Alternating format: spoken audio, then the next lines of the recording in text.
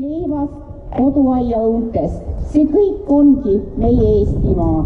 See armas maaljapike siin heitlikul Põhjamaal. Teile palju õnne Eesti 100. aastapäeva puhul. Malevkonnast täname abi eest laste isamaalisel kasvatamisel. Tänan selle. Aitäh teile.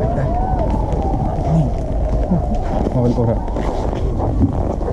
Suur tänu teile, et mina küll siin olen ise esimest korda, aga minu kaasvõitlejalt olen ma kuulnud, et siia on alati väga tore tagasi tulla ja ma olen kindel, et me jääme siia tulema ka edasi. On olnud suhteliselt huvitav, et on olnud nii rõõmsameelset päikest kui ka karmi tuult, mida tunneme praegugi, aga laste silmis siin ja põskedel on see